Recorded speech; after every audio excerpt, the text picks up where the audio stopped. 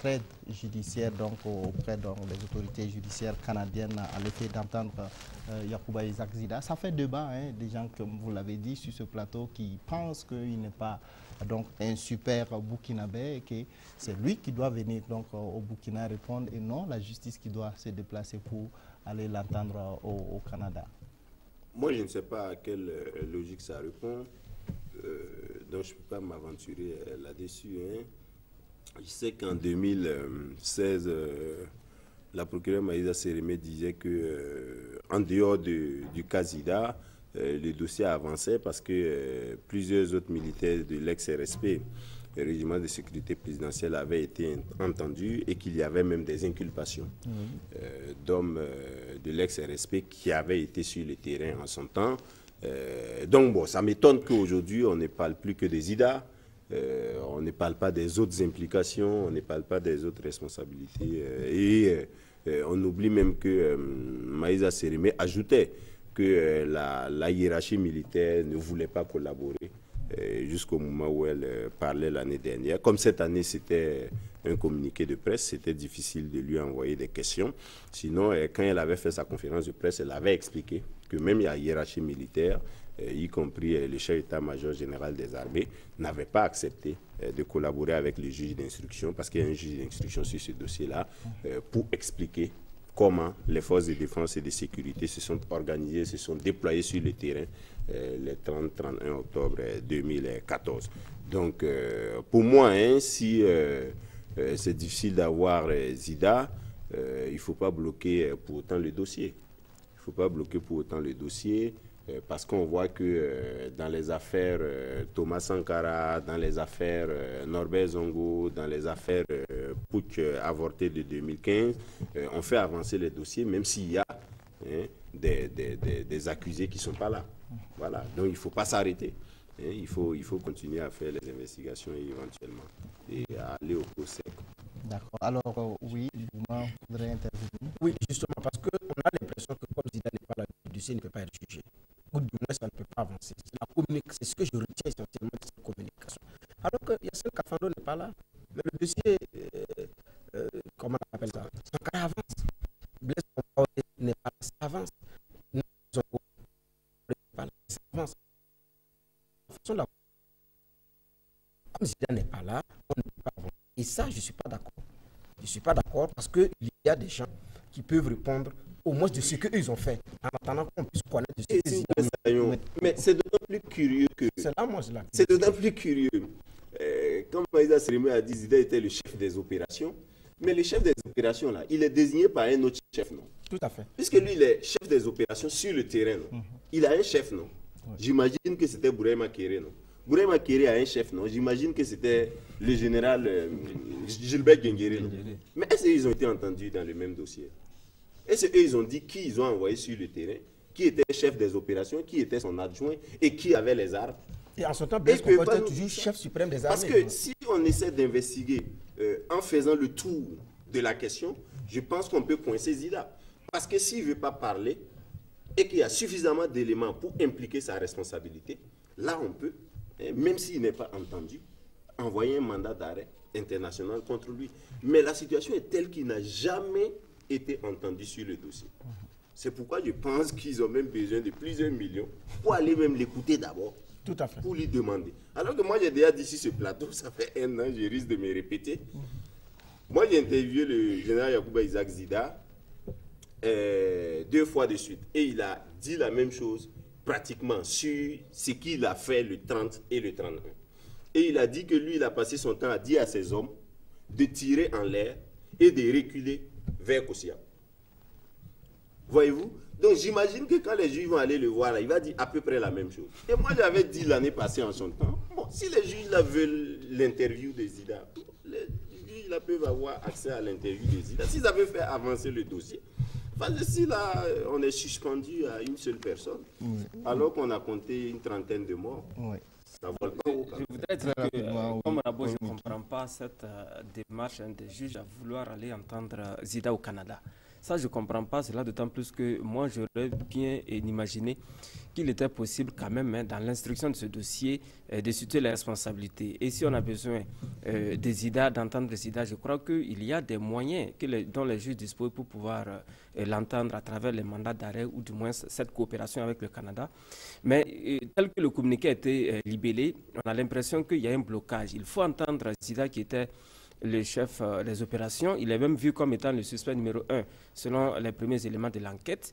Mais en même temps, on dit au cas où le Canada a accédé à cette requête de la justice burkinabé, il faut que le gouvernement s'apprête à mettre les moyens conséquents pour que des magistrats, c'est toute une équipe, hein, fassent le déplacement de Ouagadougou vers le Canada pour pouvoir entendre Zida. Donc j'ai l'impression ici qu'on est en train d'ouvrir une brèche pour mettre en difficulté l'indépendance de la justice burkinabé. Parce qu'évidemment, ça veut dire que si jusqu'en 2018, en octobre 2018, le gouvernement n'a pas débloqué ses sous pour permettre aux juges d'aller donc écouter Zida, on va rester là à tourner en rond et on se retrouve dans une situation où la justice burkinabé malheureusement va dépendre donc de l'exécutif en termes de finances pour pouvoir faire le déplacement. Donc pour moi, les magistrats auraient dû se contenter de déployer les moyens légaux qui sont à leur position pour attraper Zida là où il est afin de pouvoir l'entendre. D'ailleurs, dans d'autres circonstances, il ne suffit pas de l'écouter et puis de revenir. Peut-être qu'on aura besoin, si le procureur l'écoute, au regard de ce qu'il aura dit, on peut peut-être avoir besoin de le mettre sous mandat de dépôt. En ce moment, on fait comment? Il est au Canada, on est avec des juges au Canada. Est-ce qu'on pourra exécuter toutes ces tâches là-bas? Parce que s'il était à Ouaga, comme les autres, peut-être qu'après l'avoir entendu, on pourrait estimer qu'il doit être mis sous mandat de dépôt, comme on l'a fait pour les autres généraux, je pense à Djendjere et Bassolé. D'accord, oui. Très rapidement. Très rapidement, en fait, quand je fais le lien avec l'arrestation il y a une semaine de l'interpellation de François Compaoré à Paris, c'est à peu près la même chose. Le Burkina n'a pas envoyé un mandat la demande d'extradition n'a pas été expressément formulée. Il a été interpellé, mais il n'y avait pas une demande pour traiter immédiatement pour voir s'il faut l'extrader ou pas. Donc, il va falloir maintenant que nos juges, notre justice s'attelle à envoyer ce document-là encore. Alors, effectivement, on se pose la question, pourquoi par rapport à cela, il y a eu ce travail partiel? Est-ce que nous ne sommes pas dans la même situation?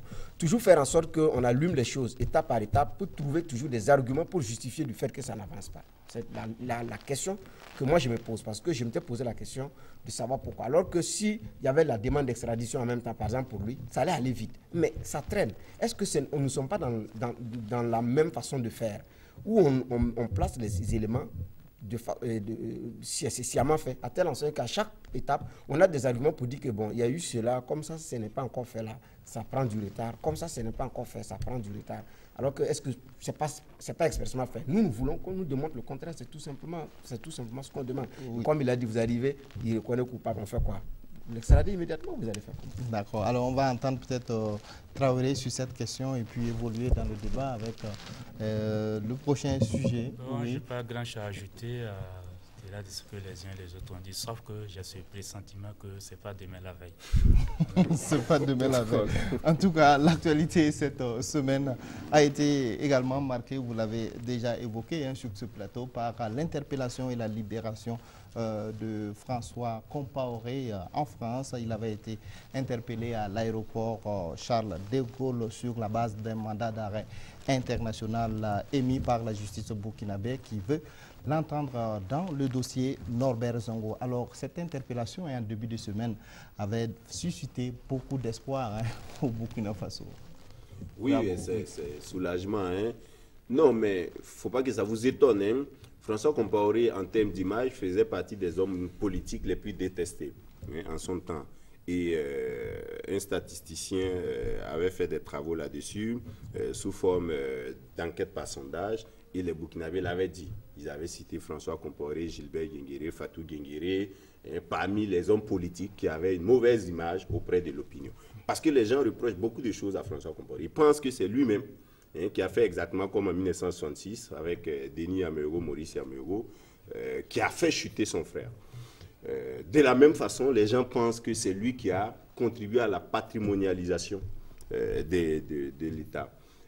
C'est lui qui a probablement conduit son frère dans le gouffre. Donc les gens sont soulagés hein, d'entendre que François Compaoré a des démêlés judiciaires.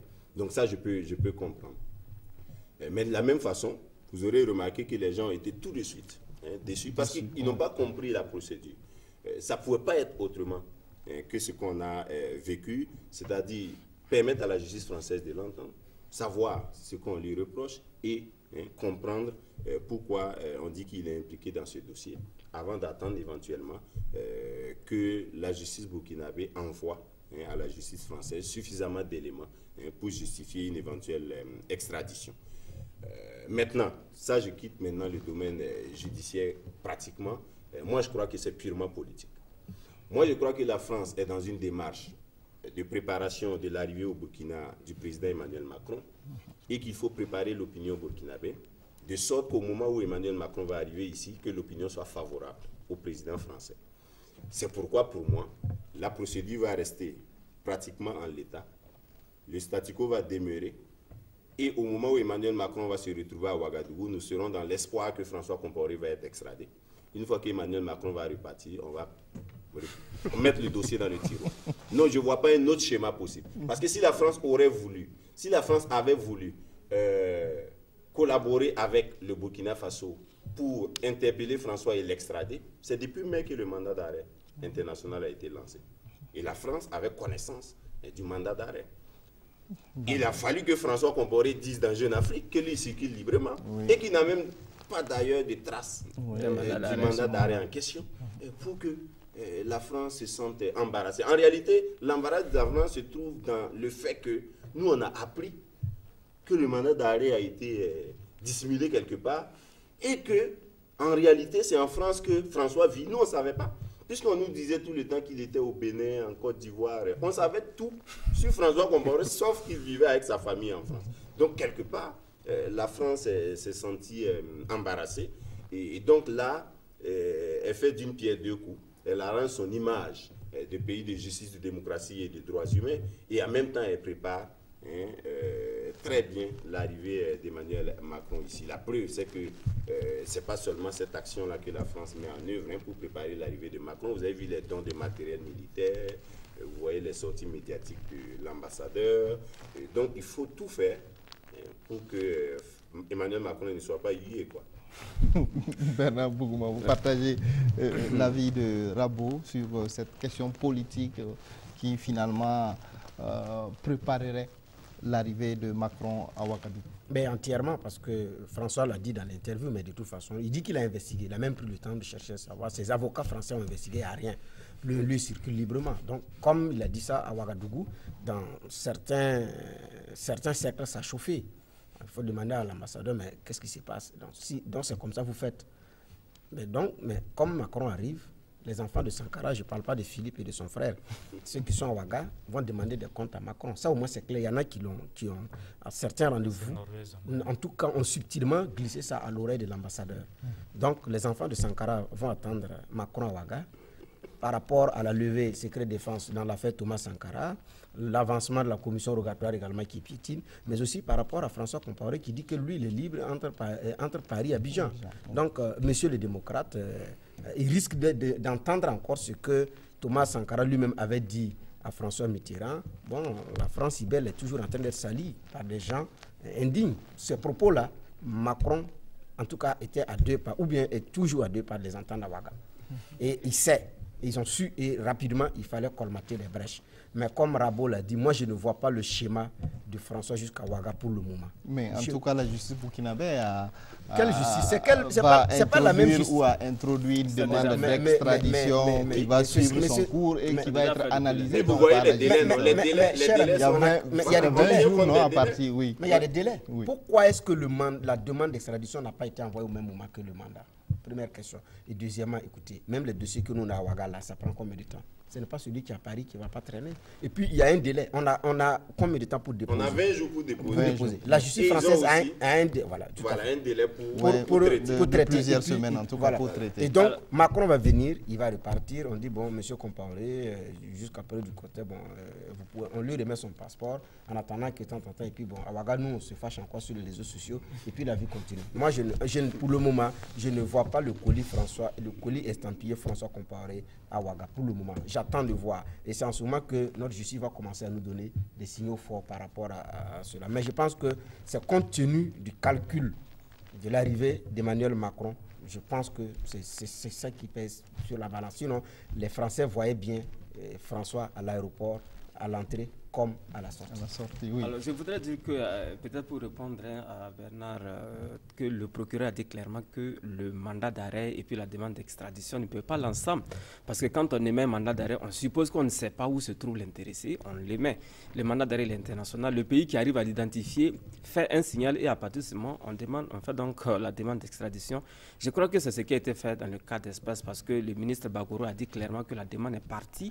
Et presque immédiatement après, donc, on a eu les nouvelles de François Compaoré après son arrestation à Paris. Mais moi, mon inquiétude ici, c'est que franchement, je ne comprends rien dans la coopération judiciaire entre les pays. Parce que, voyez-vous, François Compaoré est recherché dans l'instruction du dossier Norbert Zongo, lequel dossier est confié à un juge au Burkina Faso. Les affaires se déroulent au Burkina Faso. Le jugement, c'est en fait l'instruction en cours ici. Le juge également est burkinabé. À un moment donné, on se rend compte qu'il y a un suspect sérieux dont on a besoin qui n'est pas au pays. On le recherche, on lance un mandat d'arrêt. Mais là où je ne comprends pas, le pays qui arrive à l'identifier, j'ai eu l'impression que c'est un autre procès qui a commencé à Paris. Parce que on a pu identifier François Compaoré, on l'a même arrêté à l'aéroport, on l'a présenté à un juge qui devrait décider de sa mise en liberté ou de son arrestation.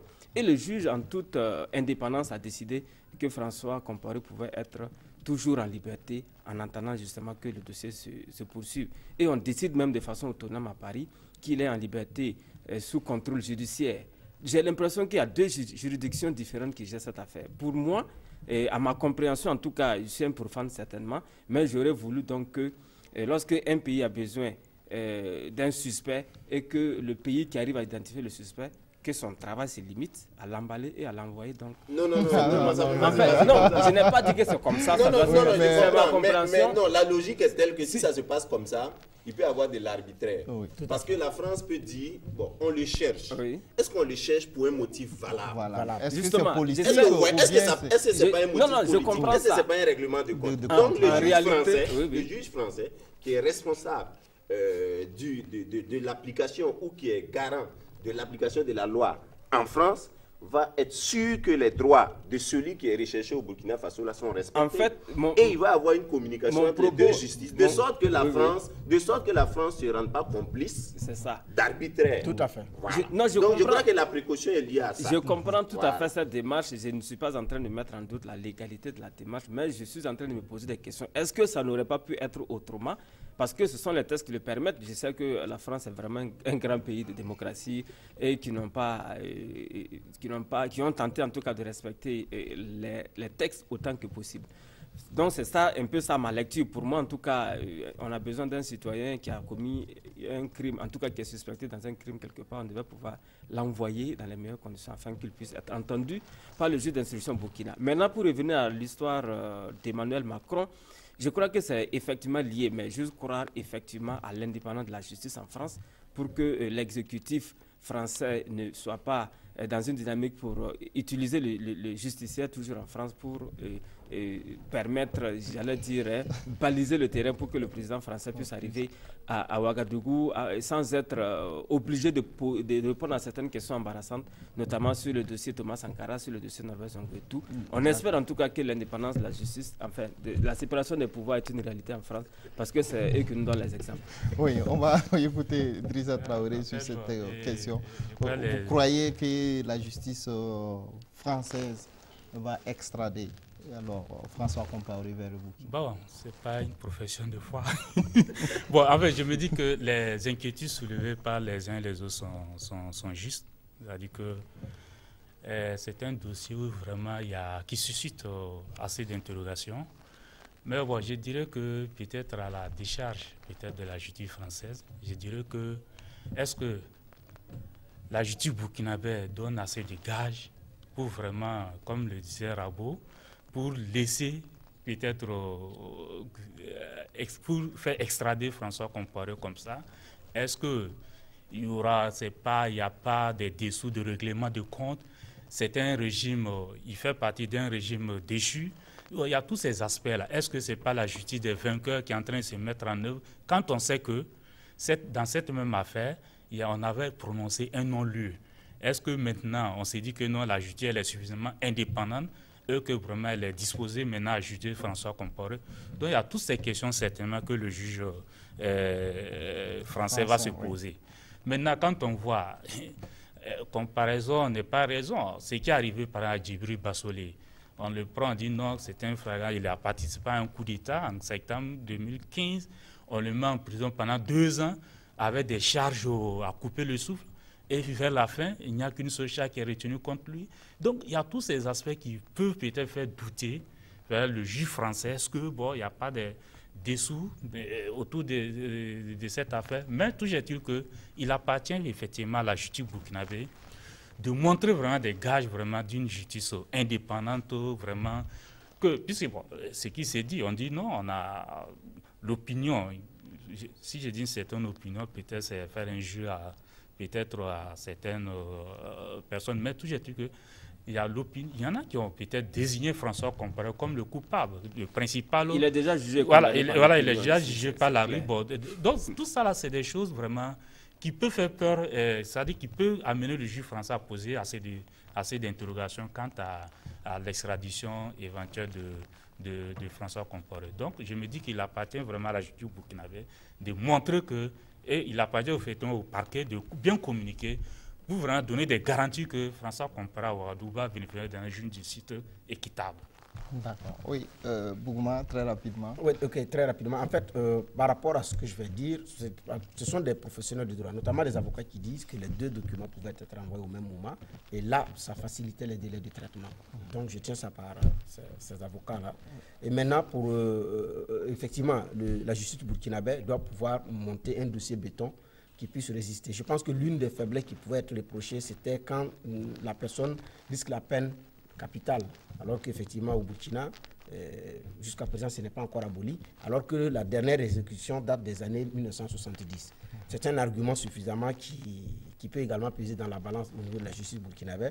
C'est vrai, il y a eu le non-lieu, mais la Cour africaine des droits de l'homme a dit que l'État burkinabé a négligé le dossier Norbert Zongo et avait appelé, nous avons été sanctionnés pour cela. Ça, c'est une cour internationale. Donc là, c'est également un argument que la justice burkinabé a, avec ce printemps des juges acquis qui avaient fait la pluie le beau temps au Burkina. Aujourd'hui, c'est devenu des juges monnayeurs selon le rapport de la commission d'enquête sur la justice. Et donc, juges acquis, juges monnayeurs finalement. Et donc, il y a tous ces arguments-là. Mais ce qu'il y a, c'est que la justice burkinabé, en tout cas, a du boulot. Ça doit produire, en tout cas, un dossier béton pour pouvoir envoyer. Et il appartient effectivement aux autorités françaises, à la justice française, pardon, d'apprécier, comme pour ne pas être effectivement complice d'une justice à double vitesse, donc de l'arbitraire, comme l'a dit Rabo. Je pense que c'est de ça qu'il s'agit. Peut-être la petite chose que je vais ajouter par rapport à ce que Drissa Traoré dit. Bon, je crois que dans la collaboration judiciaire entre la France et le Burkina, là, on ne demande pas à la France de donner des leçons au Burkina Faso ou à la justice française de donner des leçons à la justice burkinabé ou de faire le procès à la place du Burkina Faso. Ce n'est pas ce qu'on demande à la France. Parce que si la France dit oui, avec Djibril Bassolé, vous allez faire comme ça, donc avec François Compaoré, vous allez faire la même chose. Donc nous, on ne va pas le livrer. Bon, là, je crois que la France aurait outrepassé les limites de ses possibilités. Et je crois que ce qu'on demande, c'est de la collaboration. Parce qu'il se pourrait que demain, ce soit la France qui ait besoin de quelqu'un de nationalité française qui se retrouve sur le territoire burkinabé, et ça peut être traité de la même façon. Je crois que ça doit se faire de bonne foi, de sorte que... Sans te couper, il y a eu un exemple, il y a eu un soldat français, non, un citoyen français qui a été pris dans une question de pédophilie.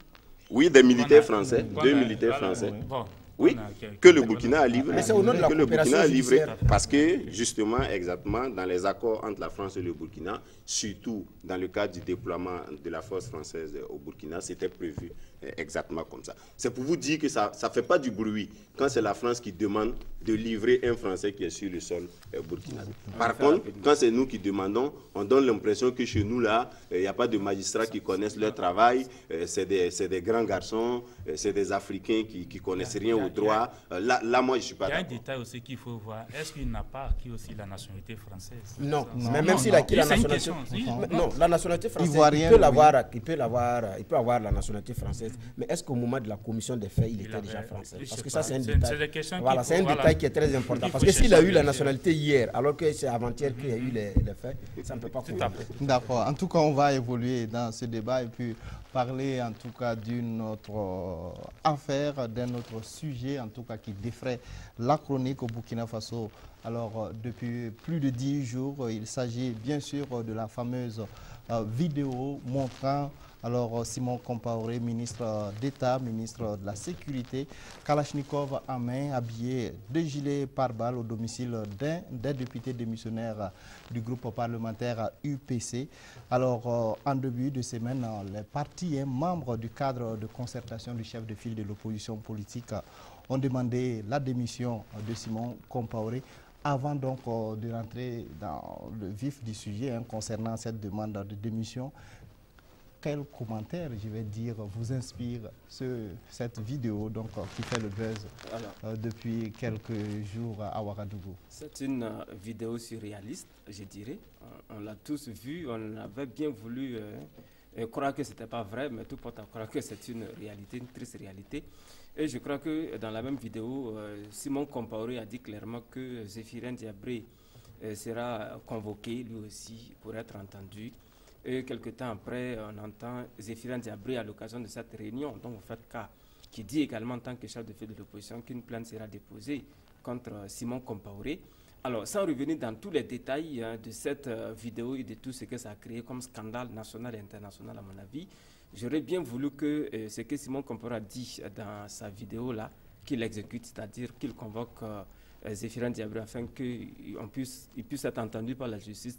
J'aurais également voulu que, de son côté, Zéphirin Diabré convoque Simon Compaoré, comme il a dit dans cette réunion, parce qu'il ne suffit pas de faire des déclarations et de ne pas exécuter. Moi, je voudrais bien que tous ces acteurs se retrouvent devant les juridictions et nous, on sera vraiment contents d'aller écouter ces procès pour les entendre et puis voir exactement qui a fait quoi. Parce que là, ce sera vraiment l'occasion pour chacun de se défendre. Parce que, bon, finalement, on a trop parlé de cette affaire. Aujourd'hui, quand tu écoutes justement ce compte rendu de cette réunion des partis politiques membres du CEFOP, c'est un peu vrai, ça peut être écœurant. Si la vidéo est vraie, est une réalité, et que si Simon Compaoré a dit qu'il allait convoquer ces gars, bon, ce sont des menaces à la limite, comme l'a dit le communiqué, ce sont des menaces, et je crois qu'avec tout ce que ça comporte comme violation de textes, les questions de détention d'armes de guerre en temps de paix, et tout ce que j'en oublie. D'ailleurs, ce n'est pas bon pour l'image du ministre d'État Simon Compaoré. Je crois que cette affaire doit être jugée, ça doit se retrouver devant la juridiction pour que nous puissions, en tant que témoins, aller écouter les deux parties. En tout cas, moi, je rêve de cette occasion que ces gars vont peut-être nous offrir, d'écouter les uns et les autres pour voir qui va être le premier à poser sa plainte et puis bon, qui va laisser des plumes dans cette affaire. Je souhaite vraiment que ça arrive. Mais Miki, ce que vous demandez n'est pas réaliste. Mais c'est ce qu'ils ont dit. Non, on ne peut pas se retrouver dans cette situation, ce n'est pas possible. Parce que pour juger Simon Compaoré, ministre, il faut le mettre en accusation devant l'Assemblée nationale. Totalement impossible. Donc une plainte, l'opposition a demandé à... Oui, ça dit que l'opposition dépose sa plainte là. Il faut aller mettre Simon Compaoré en accusation à l'Assemblée nationale. Oui. Vous voyez que ce n'est pas possible. Zéphirin n'a même plus suffisamment de députés pour faire ça. C'est une procédure, enfin, je vais dire, c'est une procédure qui peut être engagée. Donc c'est des des discours. Et moi, je pense que dans quelques jours, on va oublier cette affaire-là. Ça va passer tranquillos. On en a fait de l'inspiration pour avoir de la musique même en plus. C'est bien, mais ça ne dépassera pas ça. À propos de Simon Compaoré, moi, vraiment, ça ne m'étonne pas du tout. Non. Simon Compaoré a toujours été un CDR irrépenti.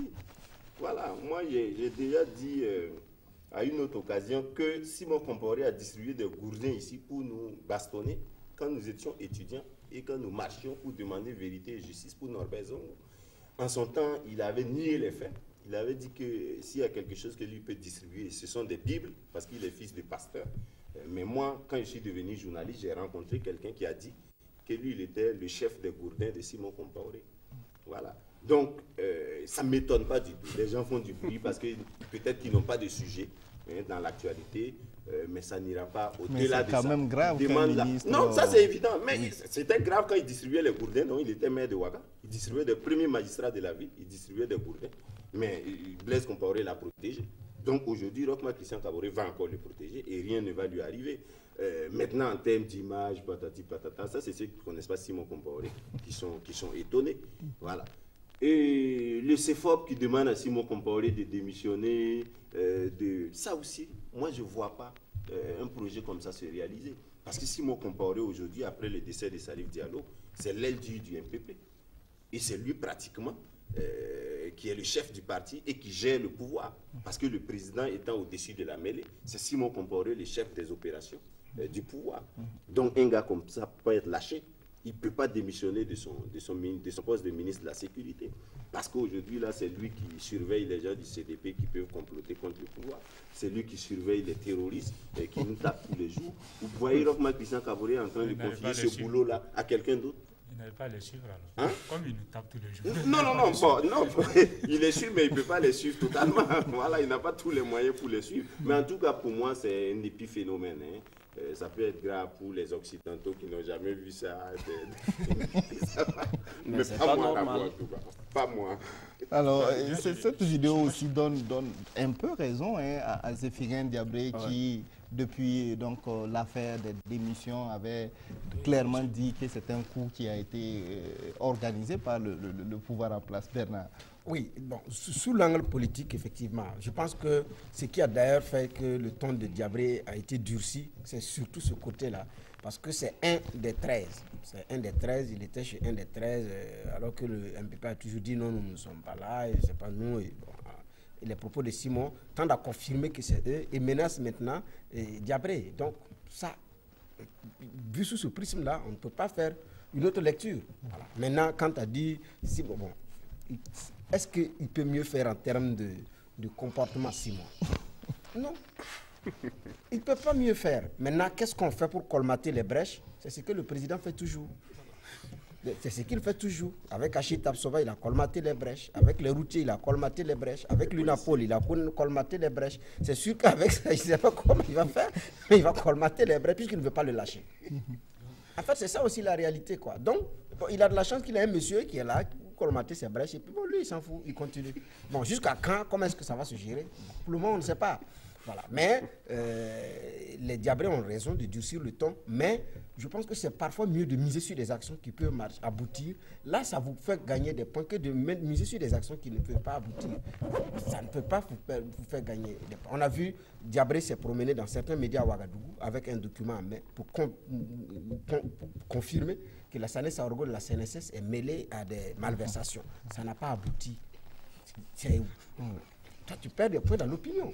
Cette même affaire est en train de venir. Est-ce que ce n'est pas mieux d'attaquer sous un autre angle plutôt que sous cet angle-là? Ce n'est pas évident. Alors, à un prochain remaniement, Roch peut-être pourra confier une autre responsabilité à Simon. C'est possible. Après avoir parlé, trouver un homme de confiance pour mettre à la place de Simon. Tout ça, c'est possible.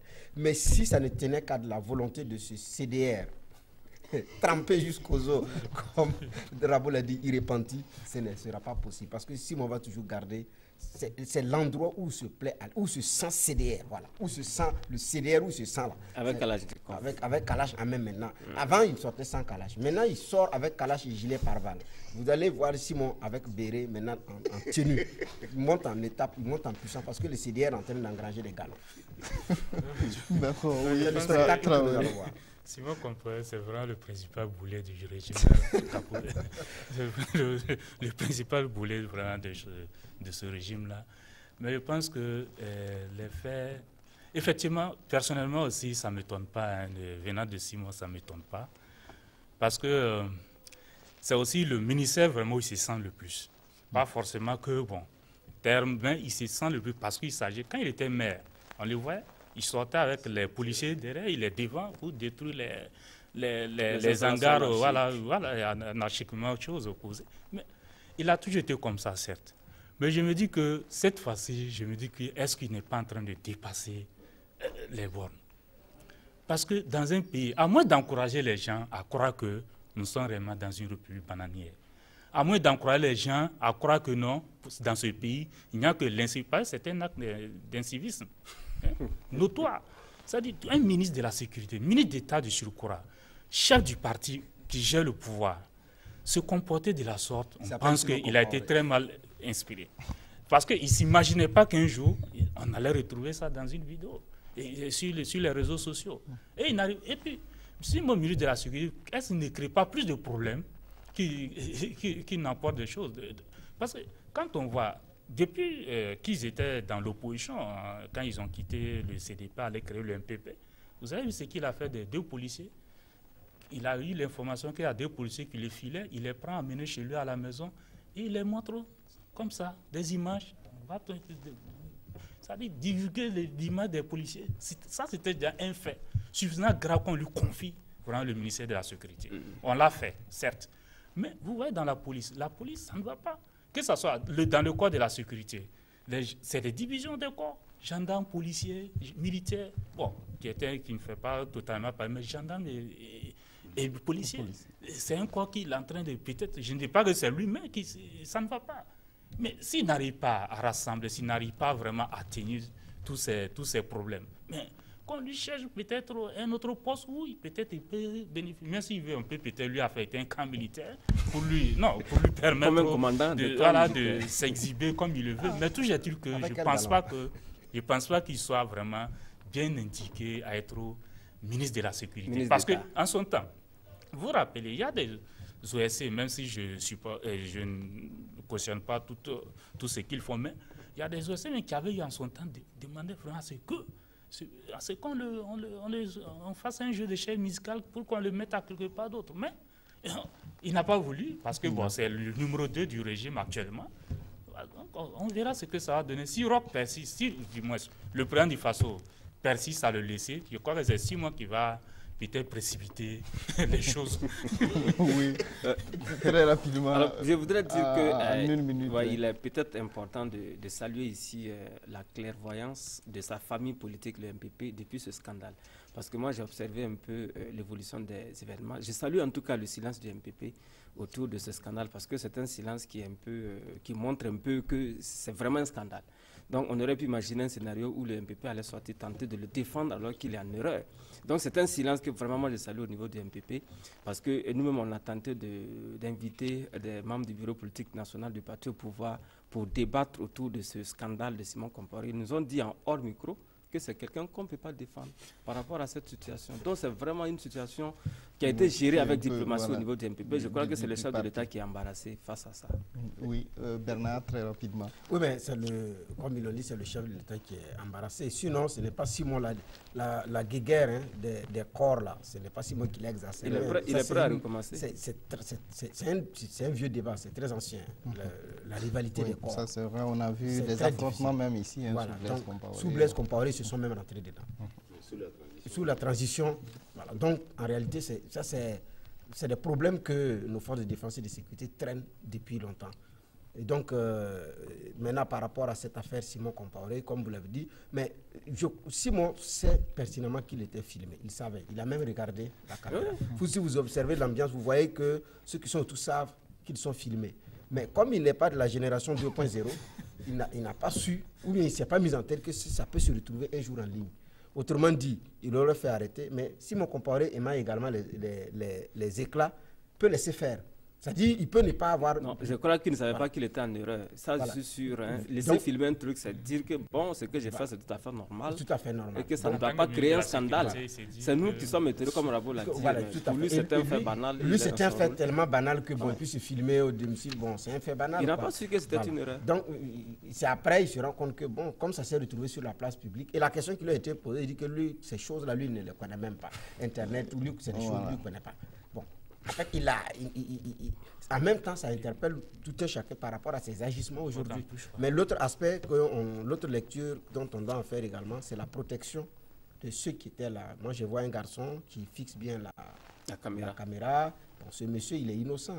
Même quand souvent vous partez dans les centres de santé, les images des enfants, vous floutez. Ouais. Bon. Mais c'est la responsabilité aussi de ceux qui manipulent ces choses-là. Quand on expose le ministre et le député moi je n'ai pas de problème avec ça. Mais les autres membres de la famille, surtout les enfants, qui va se retrouver à l'école. C'est parce que nous sommes au Burkina Faso, si c'était dans un autre pays, cet enfant allait être à la risée des autres enfants le lendemain à l'école. Et ça va être difficile pour lui à gérer psychologiquement. Mais comme nous sommes au Burkina, bon, ces questions psychologiques là pour le moment on n'en connaît pas. Ça ne dérange pas trop les gens. Sinon, c'est de faire également attention à cet aspect des choses parce que c'est très important. D'accord. Alors, on a 5 minutes pour parler donc de la force du G5 Sahel qui a mené ses premières opérations sur le terrain, notamment dans la zone des 3 frontières entre le Mali, le Niger et le Burkina Faso. Alors, très rapidement, comment vous appréciez donc cette première sortie, cette première activité en tout cas du G5 Sahel sur le terrain, Rabo? C'est plutôt bien en termes de publicité.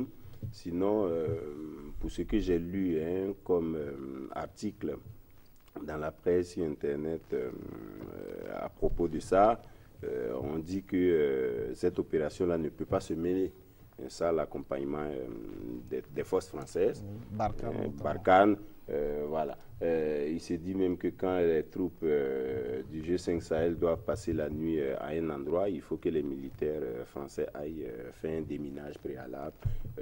Voilà. Et en plus, que c'est plus pour montrer que le G5 Sahel est prêt à aller sur le terrain. Sinon, il n'y a pas d'enjeu militaire en tant que tel. Il n'y a pas de terroristes qu'on va nous ramener en tant que tel. Et donc, c'est du marketing. C'est du marketing militaire et politique. On va se contenter de ça en attendant que le G5 Sahel ait vraiment les moyens. Ça, c'est le plus grand paradoxe dans cette affaire. Voilà, on veut protéger nos territoires, défendre nos pays en tendant la main. En demandant aux États-Unis de nous donner de l'argent, à l'ONU de financer massivement le G5 Sahel. Bon, même si on sait, en passant, que ce sont les mêmes qui doivent nous donner les moyens là, qui ont amené les terroristes là-bas. Vous voyez? Bon. Donc, on n'est pas sorti de l'auberge. On a moins de 2 minutes pour terminer l'émission. Paul Miki. Alors, je voudrais dire que c'est déjà bon d'avoir commencé, et c'est surtout bon d'avoir commencé au Mali, à la frontière des 3 pays, parce que c'est là-bas l'épicentre du terrorisme. Il faut inquiéter les terroristes, c'est déjà bien. Mais mon inquiétude, c'est qu'on n'a pas épuisé, comme Rabo l'a dit, la question du financement du G5 Sahel. Donc ça peut donner l'impression que c'est une forme de publicité autour de ça. On commence, mais est-ce qu'on va terminer? Voilà la question. Si la question du financement est revenue à la table de discussion, est-ce que les troupes ne vont pas replier dans leurs pays respectifs et puis abandonner ce territoire-là entre les mains des terroristes? Parce que le tout n'est pas de commencer, mais il faut aller jusqu'au bout et la question du financement n'est pas réglée. Et justement, pensez-vous que la force du G5 Sahel va aller jusqu'au bout? Non, ça doit même aller jusqu'au bout parce que toute force supplémentaire qui arrive, il faut vraiment l'encourager. Effectivement, la question du financement, Macron, au sommet extraordinaire à Angers, à Bamako, c'est qu'il avait dit qu'il ne faut pas attendre que tous les moyens soient réunis avant d'aller. Il faut commencer. Ça va même encourager les bailleurs de fonds qui doit se réunir en Belgique à la fin de décembre. Donc, pour davantage, c'est une force qui va monter en puissance. Et dès demain, je crois, les ministres des Affaires étrangères du G5 se réunissent à Ouaga pour discuter du financement américain qui va devenir un autre problème dans un problème. Bon, tous ces aspects-là, je pense que c'est toujours bien, comme les uns de commencer. Maintenant, peut-être au fur et à mesure, essayer de les moyens et puis voir comment voir leur impact sur le terrain. D'accord. Bougouma, vous avez le dernier mot, 30 secondes. Oui, mais comme on a eu l'argent avec l'Union européenne et puis avec les autres entités, il faut qu'on commence. Mais ce n'est pas assez, l'Union européenne. Oui, mais justement, 50 millions, mais c'est juste pour commencer. On a besoin de 450 millions. Oui, mais avec ça, il faut commencer pour qu'on dise que, voilà, il faut donner déjà que sur le terrain, vous agissez pour qu'on puisse voir le reste. Quand bien même on sait que ça ne va pas être évident, puisque c'est eux également qui contrôlent tout. Donc, prenez l'argent, allez-y, on va aider à gérer un peu là, en attendant. Je pense que nous sommes dans cette situation.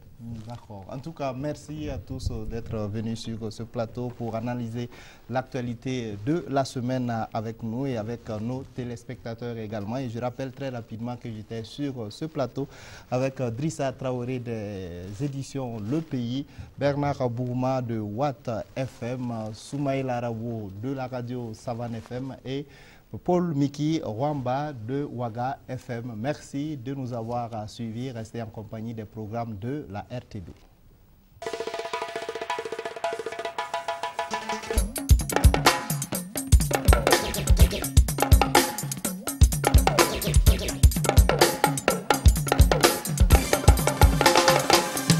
Saisir une opportunité, choisir le Burkina Faso. On a déjà le dossier. Allons voir.